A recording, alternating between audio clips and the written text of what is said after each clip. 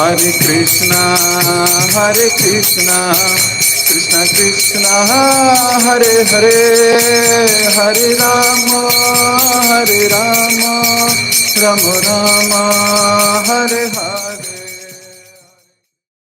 Krishna. जय जय श्री चैतन्य, जय हो नित्यानंदा, जय अद्वैत चंद्र, जय गौर भक्त वृंदा। जय जय श्री चैतन्य, जय हो नित्यानंदा, जय अद्वैत चंद्र, जय गौर भक्त वृंदा। जय जय श्री चैतन्य, जय हो नित्यानंदा, जय अद्वैत चंद्र, जय गौर भक्त वृंदा। हरे कृष्ण। एक बार फिर आप सभी भक्तों का बहुत बहुत हार्दिक स्वागत। हम लोग मिलकर पढ़ रहे हैं श्री चैतन्य भागवत। कल हमने बड़ा सुंदर पास टाइम पढ़ा।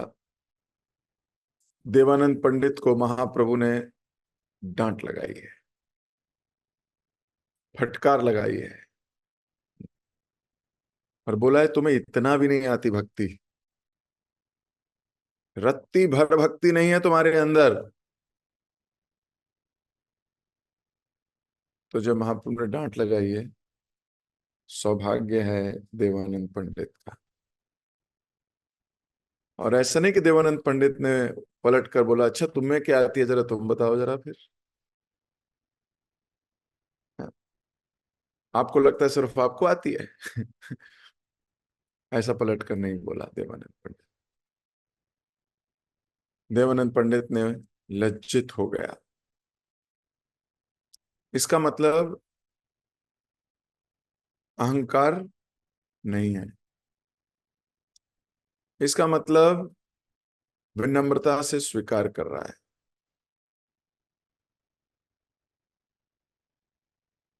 लज्जित हो गया, मुंह नीचे करके खड़ा हो गया और कुछ नहीं बोला। इस संसार में आप किसी को थोड़ा इंस्टिगेट करो और देखो क्या होता है। फिर उसको थोड़ा सा बोलो, उसके बारे में वो एकदम से चिल्लाता है ऐसा थोड़ी है, ऐसा नहीं है, ऐसा नहीं है, और डिफेंड करता है। कल हमने पढ़ा किस प्रकार देवानंद पंडित चुपचाप कुछ नहीं बोले और निराश होकर देवानंद भी अपने घर लौट आया। निराश हो गया कि ऐसा क्यों बोला मेरे को, तो मेरी इतनी बड़ी गलती है, मैं क्या ही कर रहा हूं, ऐसे सोचते सोचते हुए घर वापस आ गया। वृंदावन दास ठाकुर लिख रहे थे कि परम सौभाग्य है उसका, महाप्रभु से डांट खाई है। देखो जब कॉन्शियसनेस हाई होती रहती है ना, तो ये सब चीजें बड़ी अच्छी लगने लगती हैं। तो डांट को भी आप डांट नहीं लेते हो, फिर आपको अच्छा लगता है क्योंकि कॉन्शियसनेस हाई है। कॉन्शियसनेस लो है तो आप झेल नहीं पाते, you can not. Prabhupada ji की जपा एक ही बार रिकॉर्ड की गई है। जपा हरे कृष्ण कृष्ण कृष्ण हरे हरे, हरे राम राम राम हरे हरे, ऐसे करके एक रिकॉर्डिंग है पूरी उसकी। उसमें प्रभुपाद जी एक जगह एक व्यक्ति को कह रहे हैं "हे, कमर सीधी", ऐसा डांट रहे हैं, वो भी रिकॉर्ड हुआ है। अब रिकॉर्ड हुआ है, ठीक से बैठो।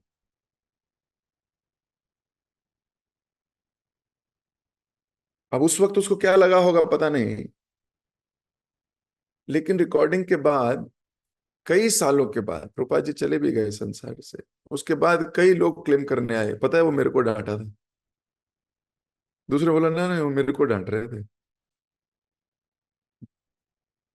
जब कॉन्शियसनेस ठीक नहीं थी उस वक्त हो सकता है बुरा लगा हो, लेकिन जब कॉन्शियसनेस अपलिफ्ट हो गई तो क्या, मेरे को डांट पड़ी थी, मेरे को डांट पड़ी थी, मैं सुधरा हूं, फिर अच्छी लगने लगती है डांट।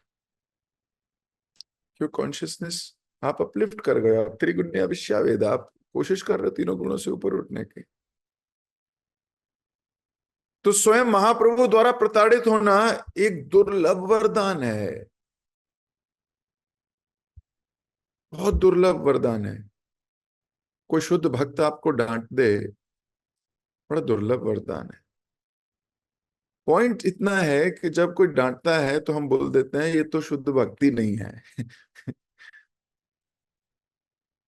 मेरी नजर में तो ये वैष्णव भी नहीं है, ऐसे बोल देते हैं। मेरी नजर, अब तुम्हारी अपनी नजर एकदम से गिरा दी है आपने, अब इतनी नजर गिरा दी है कि हमको भक्ति नहीं दिखता कोई, जबकि हमें ऊपर और ऊपर ले जाना है। और ऊपर कॉन्शियसनेस को। भक्त या भगवान द्वारा डांटना ये बड़ा दुर्लभ वरदान है। तो वृंदावन दास ठाकुर कल लिख रहे थे कि कृष्ण अपने आप को 4 रूपों में प्रकट करते हैं, श्रीमद् भागवतम, तुलसी, गंगा और शुद्ध भक्त। और इन चारों के माध्यम से साक्षात श्री कृष्ण के दर्शन किए जा सकते हैं।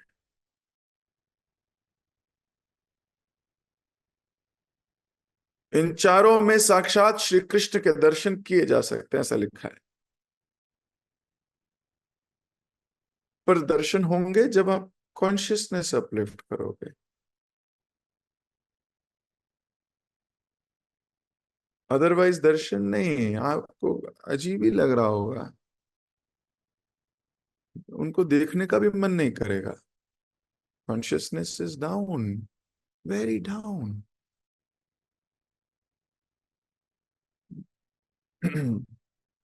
भागवतम में भी भगवान आनंद नहीं दे रहे होंगे। तो कल यहां तक हमने पढ़ा था, आज हम यहां से आगे पढ़ेंगे। श्री चैतन्य महाप्रभु की लीलाएं करुणा से भरी तथा आदि अंतहीन है। तो महाप्रभु की लीलाएं बहुत कंपैशनेट हैं। अब महाप्रभु को क्या पड़ी है शराबियों के पास जाके हरिनाम कराने की, या देवानंद पंडित को जाके डांट लगा के आ गए बस। ये करुणा है उनकी कि नहीं नहीं उसको सुधारता हूं, नहीं तो बोले छोड़ मरने दो उनको, संसार पूरा पड़ा है। ये महाप्रभु का कंपैशन है कि वो किसी के पास जाके सामने जाके उसको बोल रहे हैं कि गलत कर रहे हो तुम। नहीं तो आज के संसार में कौन किस क्या समय देते, किसके पास समय है? अपनी ही गृहस्थी संभालने बहुत बड़ी बात है।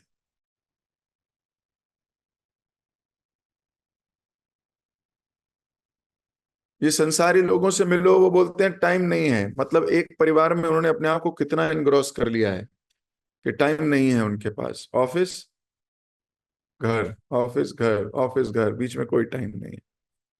तो ये भक्तों की करुणा ही तो है। ऑफिस घर के बाद भी उनके पास कितने भक्तों के जीवन में घुसने का समय है। ये बिना कंपैशन के नहीं हो सकता।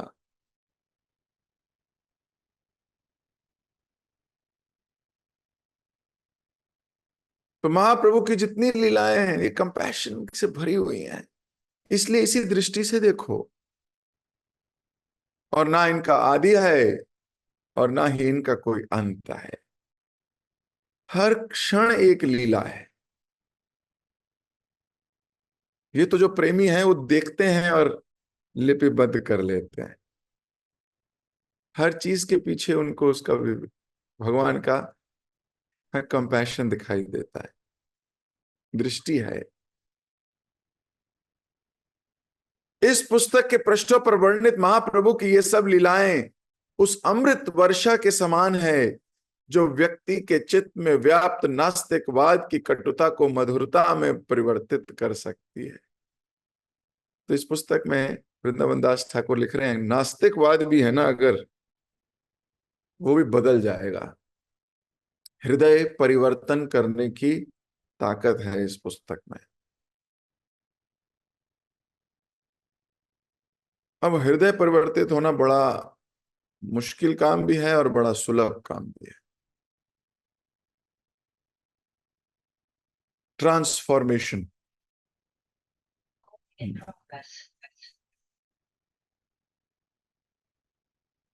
ज्यादातर लोग चेंज होते हैं ना, चेंज। हमने इसके बारे में कई बार चर्चा की है, what is change and what is transformation. Change is temporary, temporary. पानी को फ्रिज में रखा, फ्रीजर में बर्फ बन गया, वो जब तक फ्रीजर में रहेगा बर्फ ही है, सॉलिड।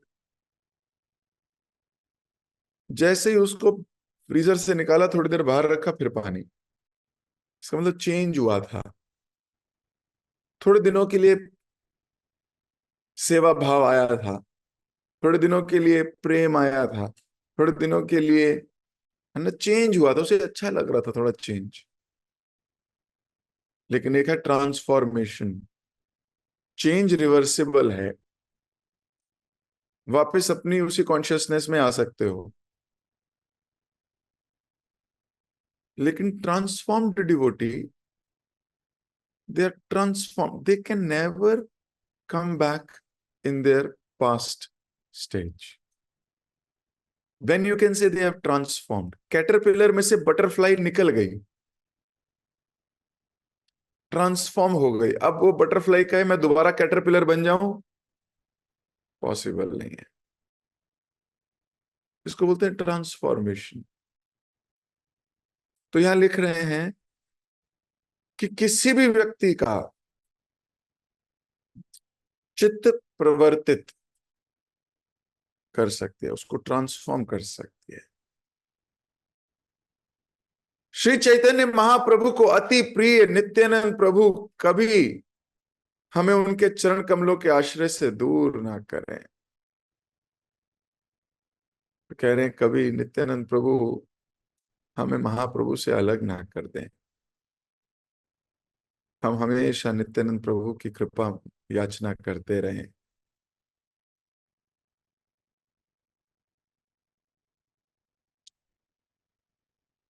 श्री कृष्ण चैतन्य महाप्रभु और नित्यानंद प्रभु मेरे प्राण धन हैं।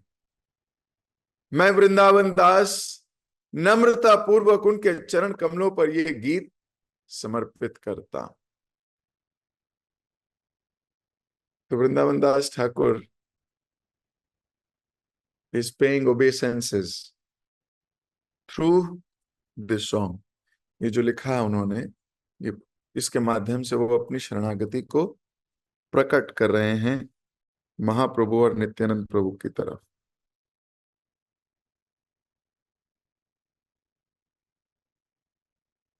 दुखी मन के साथ देवानंद पंडित घर लौट आए। उनकी पीड़ा का प्रमुख कारण था वे संसारिक छात्रों और विद्वानों के घनिष्ठता से संग किया करते थे।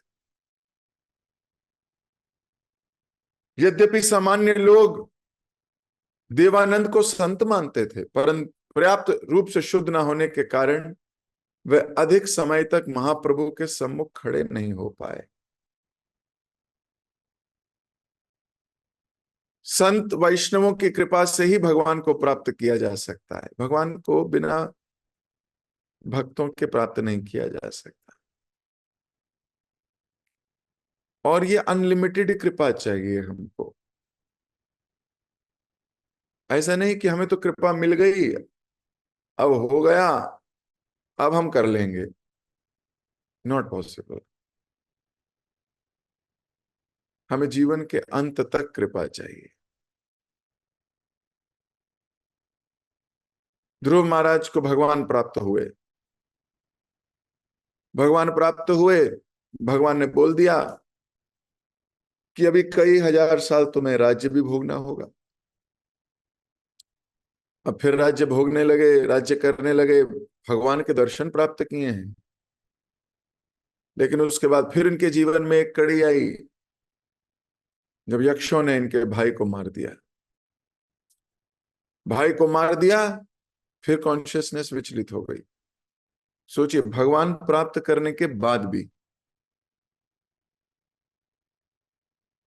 और फिर अपना तीर कमान लेके, हथियार लेके पहुंच गए यक्षकों को मारने, मारे जा रहे हैं, मारे ही जा रहे हैं।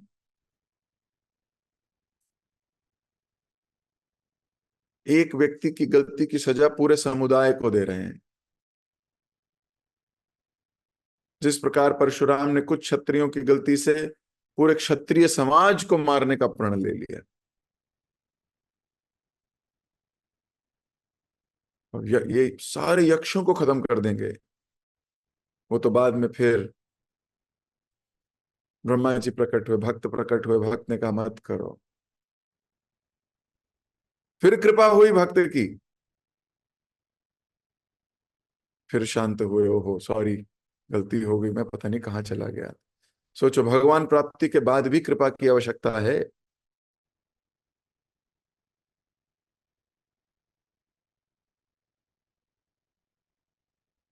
तो कोई ये सोचे कि नहीं, अब तो मुझे हो गया समझ, मुझे पता लग गया मुझे क्या करना है, ये मूर्खता है। Till the end of our life will be surrendered, ये पता लग गया है। भक्ति का ना आदि ना अंत है, क्या पता लगा है, कुछ भी नहीं।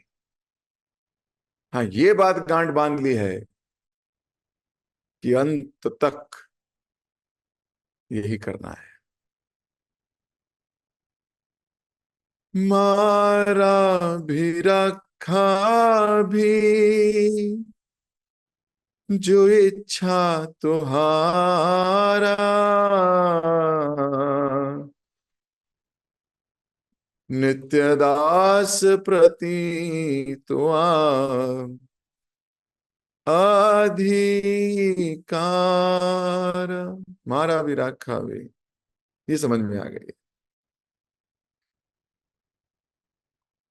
तो बिना वैष्णव कृपा के भगवान को प्राप्त नहीं किया जा सकता। व्यक्ति चाहे जितना तप जप क्यों ना करे, परंतु यदि इन कार्यों में सच्ची भक्ति नहीं, तो ये सब व्यर्थ है। सोचो, जब भी करो और तपस्या भी करो खूब, सब व्यर्थ है अगर सच्ची भक्ति नहीं। कोई व्यक्ति बड़े बड़े कार्य करके दूसरों को दिखा सकता है कि उसे भगवान की कृपा प्राप्त है, परंतु हो सकता है अपने चित्त में भगवत प्रेम का लेश मात्र भी अनुभव ना कर रहा हो। दिखावटी दुनिया है, हर चीज में दिखावा है। हो सकता है कोई दिखाए that he is in very exalted devotee, और ये भी हो सकता है कि उसके हृदय में एक बूंद भी भक्ति नहीं। इसलिए अपने अपने हृदय को टटोलो। ये हृदय बड़ा इंपॉर्टेंट है, हृदय को टटोलो। इस हृदय में शुद्ध भक्ति है कि नहीं। शुद्ध मतलब जो हिलाई ना जा सके,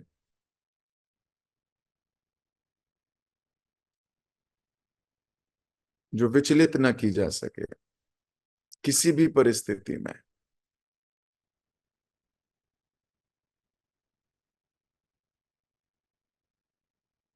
भगवान राम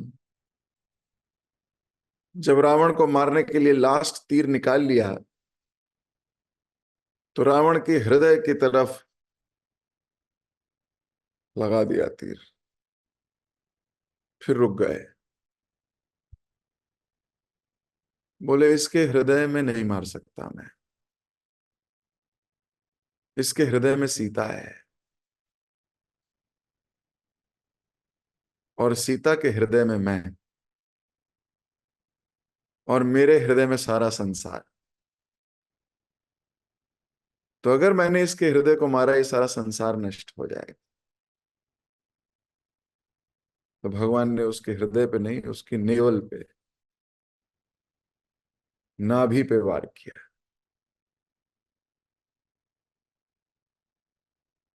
हमारे हृदय में कौन है? अगर हमारे हृदय में गोविंद है, हमारे हृदय में कृष्ण है, हमारे हृदय में भगवान है, मुकुंद है, तो वास्तव में सारा संसार निवास कर रहा है उसमें।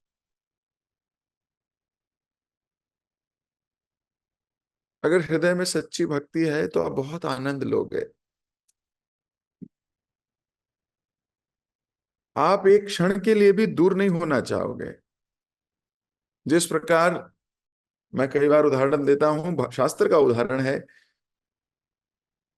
कि घोंसले में चिड़िया के बच्चे मां की वेट करते हैं, चूं चूं चूं चूं करके मुंह खोलते हैं, जैसे मां आती है दाना लेके बैठ जाते हैं। जिस प्रकार एक छोटा सा वत्स, गाय का बछड़ा, उसको खूंटे से खोलो 2 मिनट के लिए, वो मां के पास भागता है।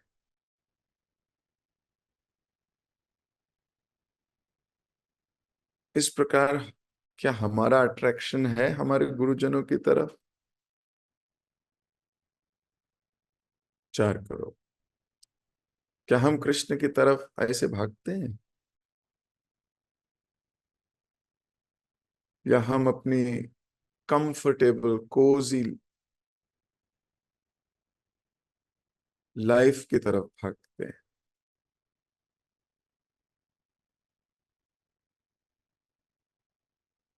तो यहां लिखा, कभी कभी कोई बड़ा व्यक्ति बड़े बड़े कार्य करके दूसरों को दिखाता है कि उसके ऊपर देखा कितनी कृपा है, परंतु हो सकता है उसके हृदय में कुछ भक्ति ना हो। एक दिन श्री चैतन्य महाप्रभु श्री मूर्तियों की वेदी पर विराजमान थे। शालग्राम शिलाओं को उठाकर अपनी गोद में रखने के बाद वे अपना परमेश्वर रूप उजागर करने लगे। महाप्रभु ने कहा, मैं ही पूर्ण पुरुषोत्तम भगवान नारायण हूं। कलयुग में अपने पवित्र नाम के रूप में प्रकट हुआ हूं। मैं क्षीर सागर में अपनी अनंत शैया पर विश्राम कर रहा था कि अद्वैत आचार्य ने मुझे जगा दिया और मुझसे पृथ्वी पर अवतरित होने की याचना करने लगे। मैंने मुक्त रूप से भगवत प्रेम का वितरण करने के लिए अवतार लिया है। हे नाड़ा, हे श्रीवास, तुम्हारे मन में जो इच्छा है आज मांग लो। तो महाप्रभु भी भगवान के वेश में आ गए। आप देखिए कितना इंपॉर्टेंट है संग में रहना, क्योंकि इनका मूड का कोई पता नहीं। मान लो हम थोड़ी देर के लिए इधर उधर हो जाएं, और तब ये कोई ऐसा इनका मूड आ जाए भगवान का दर्शन देने का, और हम कोई टमाटर लेने गए हों, हम कोई, है ना, हम कोई और चाहे काम करने गए हों, हम मिस हो गया, है ना। हर हर एक क्षण बड़ा इंपॉर्टेंट होता है। तो बोल रहे हैं मांगो श्रीवास, मांगो, क्या मांगना चाहते हो अद्वैत आचार्य, मांगो। आज तुम्हारे मन में जो इच्छा है मांग लो। जब नित्यानंद प्रभु ने महाप्रभु के इस अद्भुत स्वरूप को देखा तो तुरंत उनके सर के पीछे छत्र लेके खड़े हो गए। सोचिए, ये है दास का भाव। गदाधर पंडित ने तुरंत पान बनाया और कुछ अन्य भक्त चंवर डुलाने लगे। तब महाप्रभु ने सब भक्तों की इच्छा अनुसार उनको अपनी कृपा प्रदान की। प्रत्येक भक्त उनसे भिन्न भिन्न वस्तुओं की याचना कर रहा। अब याचना सुनो। एक भक्त ने कहा, मेरे पिताजी बहुत तंग करते हैं, यदि वे सुधर जाएं तो मुझे बड़ी राहत मिलेगी। पिताजी भी भक्त बन जाएं तो बड़ी राहत होगी, बहुत तंग करते हैं।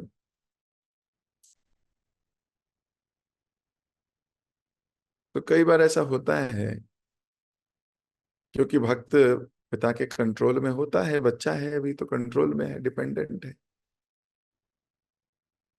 और माता पिता को लगता है कि कहीं ये ब्रह्मचारी ना बन जाए, कहीं मेरे को छोड़ के चला गया तो क्या होगा। वही माता पिता जब वो बेटा कहता है मेरा अमेरिका में जॉब लग गया है, मैं जा रहा हूं, तो कहते हैं हाँ बेटा तू जा, पार्टी भी देते हैं सबको, पता है ये बच्चा वापस नहीं आने वाला। वही बच्चा बोलता है मेरा फौज में हो गया है, अब मैं फौजी बन के रहूंगा। माता पिता खुश होते हैं, वेरी गुड, फौज पे चला गया। लेकिन वो बच्चा बोलता है मैं भक्त बन गया,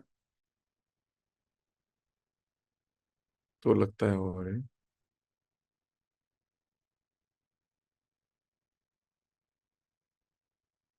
तो कई बार ऐसा देखा गया, जबकि माता पिता का असली धर्म है बच्चे को भक्त बनाना।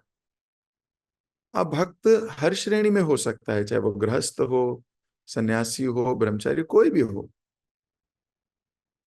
हर क्षेत्र में वो भक्त बन सकता है। महाप्रभु भगवान जगन्नाथ जी के सामने श्लोक गाया करते थे ना हम विप्रो, ना मैं ब्राह्मण हूं, ना मैं क्षत्रिय हूं, ना मैं शूद्र हूं, ना मैं वानप्रस्थी हूं, ना मैं ब्रह्मचारी हूं, ना मैं सन्यासी हूं, ना मैं गृहस्थ हूं, मैं तो सिर्फ आपके दास के दास के दास का दास हूं। ये है कॉन्शियसनेस। तो चाहे बच्चे गृहस्थी में जाएं, वानप्रस्थ, किसी में भी जाएं, भक्त होना जरूरी है। तो अगर कोई भक्त बन रहा है उसको प्रोत्साहन दीजिए। माता पिता का कर्तव्य, शास्त्र बोलते हैं पिता न सस्यात, गुरु न सस्यात, पति न सस्यात। अगर आप अपने डिपेंडेंट्स को भक्त नहीं बना पाओ तो आपका कोई यूज नहीं है। हमारे बच्चे अच्छे भक्त होने चाहिए, ये प्रयास करना चाहिए, पहले खुद अच्छे भक्त बनना चाहिए, अपने बच्चों को भी भक्ति में प्रयास करना चाहिए। कई बार लोग सोचते हैं नहीं नहीं ज्यादा नहीं घुसाऊं, मैं ज्यादा नहीं घुसाऊंगा अपने बच्चों को, ऐसा भी मैंने सुना।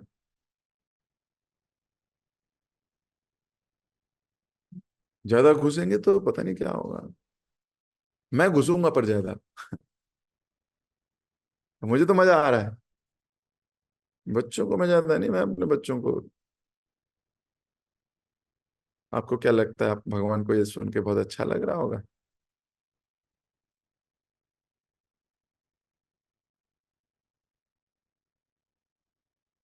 और भक्ति केवल कर्म कांडी फिलॉसफी नहीं है कि नहीं नहीं जी जप कर रहे हैं, जप हो रहा है ना, और बस भक्तों का संग करने की जरूरत नहीं है, जप करते रहें। This is a very wrong mentality. भक्ति का पोषण वैष्णव संघ से होता है। सो हमें मिलजुल कर कोशिश करनी चाहिए, बच्चे भक्त बने, फिर चाहे वो गृहस्थ आश्रम ज्वाइन करें। 99.99% तो गृहस्थ आश्रम ही है, विवाह हो, लेकिन भक्त से। अभी हम कई लड़कों के लिए ढूंढ रहे हैं वैष्णवी, थोड़े समय में विवाह उत्सव होंगे कई, तो ये तो प्रोसेस है ही, लेकिन भक्त होना जरूरी है, वैष्णवों से मिलना जुलना, सेवा में बढ़ चढ़ कर आगे आना। तो ये बच्चा कह रहा है कि मेरे पिताजी बहुत तंग करते हैं मेरे को, सुधर जाए तो बड़ी राहत मिलेगी। कोई अपने गुरु के लिए, कोई शिष्य के लिए, कोई पत्नी के लिए, पुत्र के लिए आशीर्वाद की याचना कर रहा था। अपने भक्तों की सच्ची प्रार्थनाओं को पूरा करने वाले शिव विश्वम्बर मुस्कुराते हुए उनकी इच्छाएं पूरा करते हुए उन्हें भगवत प्रेम प्रदान करने लगे। तो कोई देखो कितनी सुंदर बात है, अपने लिए कोई नहीं मांग रहा, कह रहे इनको भक्ति मिले, मेरे शिष्यों को भक्ति मिले, मेरी पत्नी को, मेरे पुत्र को इत्यादि। तब श्रीवास पंडित ने कहा महाप्रभु हमारी तीव्र इच्छा है कि आप सची माता को भी भगवत प्रेम प्रदान करें। सची माता कौन है? महाप्रभु की मम्मी।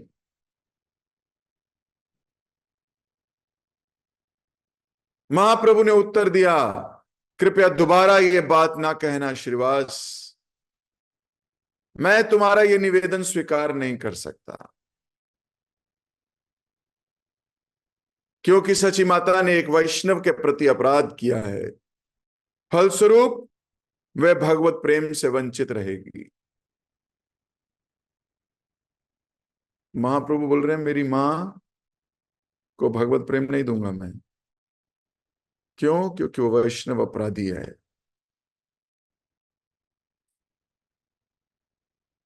एक वैष्णव के प्रति अपराध किया है, तो जो भी वैष्णव अपराधी है उसको महाप्रभु भक्ति नहीं देंगे, भले वो उनका मां, बहन, भाई, बेटी, सेवक कुछ भी हो। फिर से महाप्रभु वैष्णव अपराध पे बल दे रहे हैं।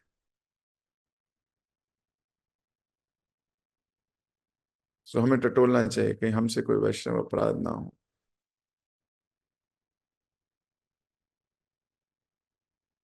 We should not do any वैष्णव अपराध। और हम क्या बोलते हैं? हम कहते हैं वो तो वैष्णव ही नहीं है तो इसके लिए मैं अपराध कर सकता हूं। ऐसे होते हैं वैष्णव, ऐसे होते हैं वैष्णव। ये सब गलत प्रोसेस है।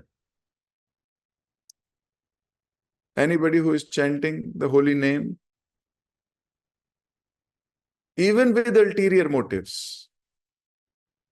भगवत गीता में भगवान कहते हैं कि अगर कोई भक्ति की विधियों का पालन कर रहा है, भले ही उसके अंदर भावना अलग है, हमको उसको श्रेष्ठ ही मानना चाहिए, हमको उसे भक्ति मानना चाहिए। नो वैष्णव अपराध टू बी डन।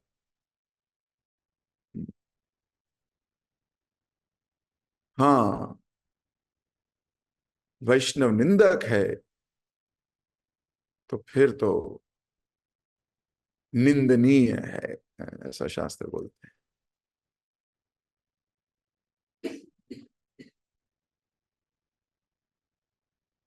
तो अभी तो कह रहे हैं मेरी मां को भी ये बात मत बोलना आज के बाद श्रीवास, मेरी मां वैष्णव अपराधी है, इसलिए मैं उनको भगवत कृपा, भगवत प्रेम नहीं दूंगा। श्रीवास पंडित चिल्ला उठे, भगवान आपके ये वचन हमारे प्राणों को सुखा रहे हैं। सची माता ने अपने गर्भ में आपका पोषण किया है, वे हमारे प्राणों के समान है, जगन माता है। कृपया ये छल त्याग दीजिए, उन पर कृपा कीजिए। यदि उन्होंने किसी वैष्णव के प्रति अपराध किया है तो उन्हें क्षमा कर दीजिए। श्रीवास ठाकुर ऐसा कहने लगे। जैसे श्रीवास ठाकुर ने प्रश्न किया, आज्ञा तो नहीं रिक्वेस्ट कर रहे हैं, वैसे ही समय समाप्त हो गया आज का। तो महाप्रभु कल बोलेंगे। श्रीवास ठाकुर रिक्वेस्ट कर रहे हैं, महाप्रभु वो तो हम जगन माता है, जगन्नाथ की मम्मी है, जगन माता है, आप उनके लिए ऐसा मत बोलिए। अब महाप्रभु कल बताने वाले हैं कि वो ऐसा क्यों कह रहे हैं। जगत गुरु शिल प्रभुपाद के जय। श्री वृंदावन दास ठाकुर की जय। श्री चैतन्य भागवत की जय। आप लोगों से मुलाकात होगी कल।